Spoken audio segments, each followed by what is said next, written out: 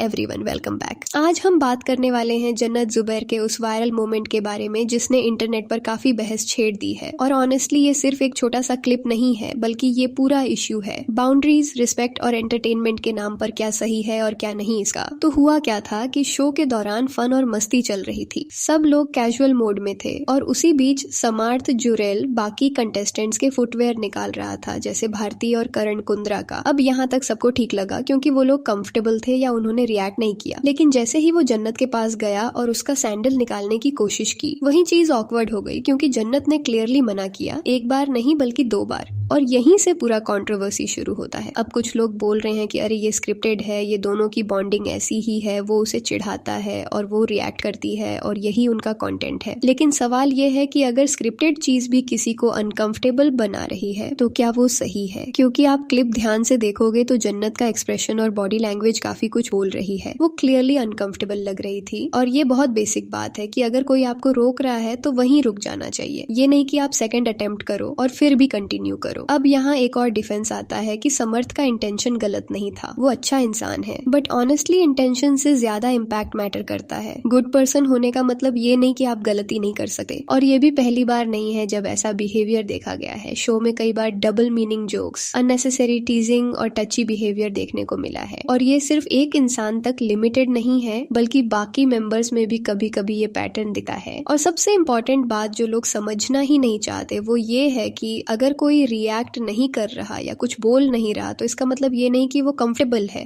कई बार लोग professional environment में सीन अवॉइड करने के लिए चुप रहते हैं, खासकर जब कैमरा चल रहा हो और सब कुछ रिकॉर्ड हो रहा हो। अब दूसरी तरफ कुछ ऑडियंस ये भी बोल रही है कि ये सब स्क्रिप्टेड है। और ऑनेस्टली कुछ हद तक ये बात सही भी लगती है क्योंकि कई क्लिप्स में यही दिखता है कि समर्थ इरिटेट करता है और जन्नत रिएक्ट करती है और वही फन एलिमेंट बनाया जाता है। लेकिन प्रॉब्लम तब आती है जब वो फन बाउंड्री क्रॉस करने लगता है और ऑकवर्ड लगने लगता है। और यही यहाँ हुआ। अब समर्थ ने खुद भी कहा कि उसने जन्नत से सॉरी बोला और उसके अकॉर्डिंग ये स्क्रिप्टेड था और आगे वो ऐसे सीन्स अवॉइड करेगा। ये स्टेटमेंट सिचुएशन को थोड़ा काल्म करता है, लेकिन इससे इशू खत्म नहीं हो जाता क्योंकि ऑडियंस ने जो देखा वो अनकंफर्टेबल था और परसेप्शन वही बनता है जो दिखता है। और सबसे बड़ा कंसर्न यहाँ ये है कि इस तरह की चीजें नॉर्मलाइज हो रही हैं। अगर टीवी पर बार बार ये दिखाया जाएगा कि कोई मना कर रहा है फिर भी टीजिंग जारी है तो यंग ऑडियंस क्या सीखेगी? नो मीन्स नो ये कोई कॉम्प्लिकेटेड कॉन्सेप्ट नहीं है, ये बेसिक रिस्पेक्ट है। और ये भी क्लियर कर देते हैं कि समर्थ फनी है, एंटरटेनिंग है,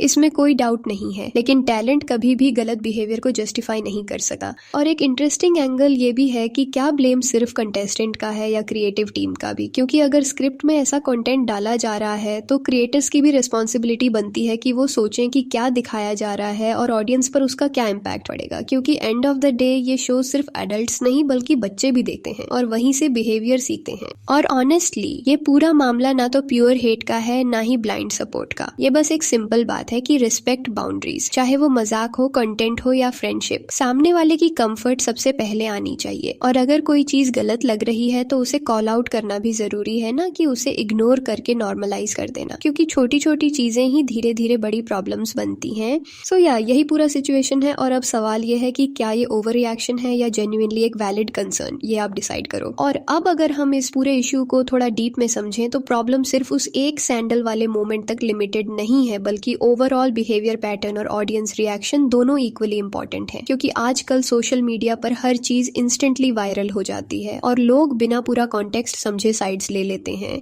कुछ लोग तुरंत सपोर्ट में आ जाते हैं कि अरे वो तो मजाक था, और कुछ लोग पूरी तरह ओपोज करने लगते हैं कि ये गलत है। लेकिन रियलिटी अक्सर बीच में होती है। अब यहाँ एक और इंटरेस्टिंग चीज देखो कि कई लोग ये बोल रहे हैं कि जन्नत और समर्थ के बीच ऐसा मजाक पहले भी होता रहा है और ये उनका नॉर्मल डायनामिक है। और ऑनेस्टली अगर आप पुराने क्लिप्स देखोगे तो हाँ, काफी बार वो उसे इरिटेट करता है और वो रिएक्ट करती है और ऑडियंस को वो फनी लगता है। लेकिन प्रॉब्लम तब शुरू होती है जब वही रिपीटेटिव बिहेवियर धीरे धीरे अनकंफर्टेबल टेरिटरी में एंटर करने लगता है। क्योंकि हर बार सेम रिएक्शन जेन्युइन नहीं होता, कई बार वो फोर्स्ड भी लग सकता है और यही चीज ऑडियंस नोटिस करने लगी है। और दूसरी तरफ जो फैन बेस है, खासकर रियलिटी शो से आया हुआ जैसे बिग बॉस वाला ऑडियंस, वो अपने फेवरेट कॉन्टेस्टेंट्स को ब्लाइंडली डिफेंड करता है, चाहे वो गलत ही क्यों ना हो। और यही सबसे डेंजरस चीज़ है, क्योंकि फिर अकाउंटेबिलिटी खत्म हो जाती है।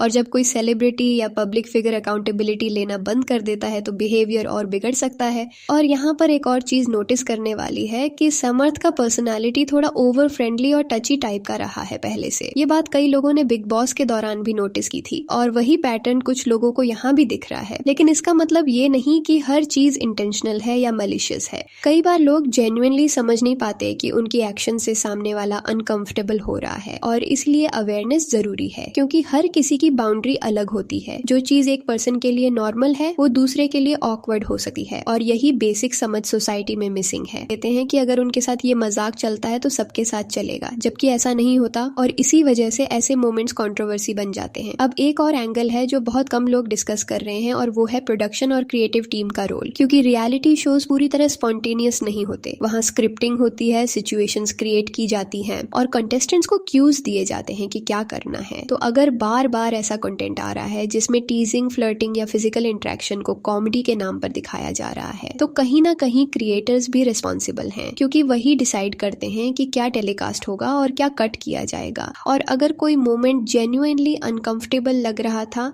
तो उसे एडिट भी किया जा सकता था, लेकिन अगर वो टेलीकास्ट हुआ तो इसका मतलब या तो उन्हें लगा कि ये एक्सेप्टेबल है या फिर कंट्रोवर्सी से टीआरपी बढ़ेगी। और अनफॉर्चुनेटली ये भी रियलिटी है कि कंट्रोवर्सीज आजकल कंटेंट का हिस्सा बन चुकी हैं, और क्रिएटर्स जानते हैं कि लोग इस पर रिएक्ट करेंगे, डिबेट करेंगे और शो ट्रेंडिंग में आ जाएगा। लेकिन लॉन्ग टर्म में इसका इम्पैक्ट ऑडियंस माइंडसेट पर पड़ता है, खासकर यंगर व्यूअर्स पर जो ये सब देखकर बिहेवियर सीखते हैं, और इसलिए ये डिस्कशन जरूरी है। अब अगर हम समर्थ के रिस्पॉन्स की बात करें तो उसने ये कहा कि उसने सॉरी बोला और ये स्क्रिप्टेड था, जो कि एक मैच्योर स्टेप है। लेकिन सिर्फ सॉरी बोल देना ही इनफ नहीं होता। इम्पोर्टेंट ये है कि फ्यूचर में बिहेवियर चेंज हो और अवेयरनेस आए कि कौन सी चीज मजाक है और कौन सी सीमा क्रॉस कर रही है। और इसी तरह ऑडियंस को भी थोड़ा रिस्पॉन्सिबल होना पड़ेगा। ब्लाइंडली सपोर्ट या ब्लाइंडली हेट करने से कुछ सॉल्व नहीं होता। बैलेंस्ड पर्सपेक्टिव रखना जरूरी है। और ऑनेस्टली अगर हम खुद को उस सिचुएशन में इमेजिन करें कि अगर हमारे साथ या हमारे किसी क्लोज पर्सन के साथ ऐसा हो, तो क्या हम उसे जस्ट मजाक कहकर इग्नोर करेंगे या हमें भी ऑकवर्ड लगेगा? वहीं से आपको आंसर मिल जाएगा कि चीज सही है या गलत। और यही सेल्फ अवेयरनेस सबसे जरूरी है, क्योंकि एंड ऑफ द डे ये सिर्फ एक शो या एक क्लिप का मामला नहीं है, बल्कि ये ब्रॉडर इशू है रिस्पेक्ट और कंसेंट का। और जब तक हम इन बेसिक चीजों को सीरियसली नहीं लेंगे तब तक ऐसे कंट्रोवर्सीज बार बार होती रहेंगी। सो या अब डिसीजन आपके हाथ में है कि आप इसे कैसे देखते हो, ओवर रिएक्शन या जेन्युइन कंसर्न।